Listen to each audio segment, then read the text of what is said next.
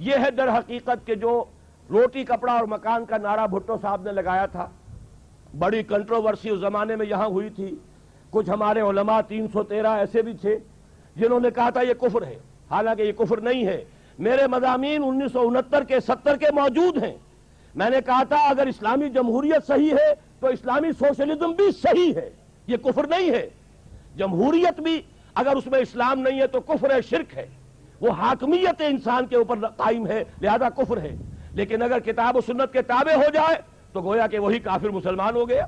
یہ اسلامی جمہوریت ہو گئی اور اسلامی صدارتی جمہوریت. لیکن اسی طریقے سے سوشلزم کا بھی کچھ اصول جو ہے وہ اسلام ہی سے مستعار لیے گئے ہیں. اور اقبال نے یہ بات کہی ہے صحیح، یہ ساری چیزیں جہاں کہیں کو خیر ہے اسلام سے مستعار لیا گیا ہے.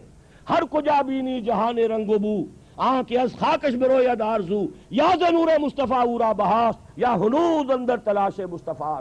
روٹی کپڑا اور مکان کا نعرہ کافرانہ نہیں تھا. ہر شہری کی کفالت. حضرت عمر نے تو فرمایا تھا کہ اگر کتا بھی بھوکا مر گیا تو ذمہ دار عمر ہوگا قیامت کے دن. آپ اندازہ کیجئے اس سے بڑا ویلفیئر کا نظام کون سا ہوگا. لیکن زکوٰۃ ہو ان دی رائٹ ارنسٹ. ضیاء الحق صاحب نے زکوٰۃ کو بھی بدنام کیا. بینک ڈپازٹ میں سے کچھ کاٹ لیا، یہ زکوٰۃ ہو گئی. انا للہ و انا الیہ راجعون. نجاست کے ڈھیر میں سے کچھ نجاست لے آئے اور زکوٰۃ بن گئی. حالانکہ اصل زکوٰۃ ہے کل اموال تجارت پر زکوٰۃ.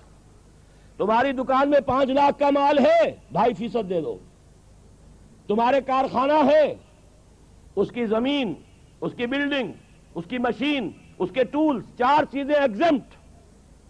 لیکن جو سرمایہ چل رہا ہے، جو خام مال پڑا ہے 20 لاکھ کا پڑا ہے، جو فنشڈ پروڈکٹ ہے 30 لاکھ کی پڑی ہے، 50 لاکھ کے اوپر 2.5% دے دو.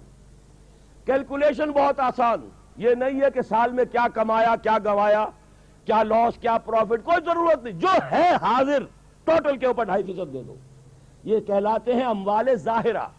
اموال باطنہ وہ ہوتے ہیں جو آپ کے ہاں کوئی گھر میں کوئی زیور پر رکھا ہے، کوئی کیش رکھا ہوا ہے. اس کی زبردستی نہیں لیتی اسلامی ریاست. اسلامی ریاست اموال باطنہ کی زکوٰۃ میں لوگوں کو آزاد چھوڑ دیتی ہے، چاہے تو وہ ریاست کو دے، چاہے اپنے طور پر دے دیں. ورنہ تو یہ کہ گھر گھر جا کر صندوقوں کی تلاشی لینی پڑے گی.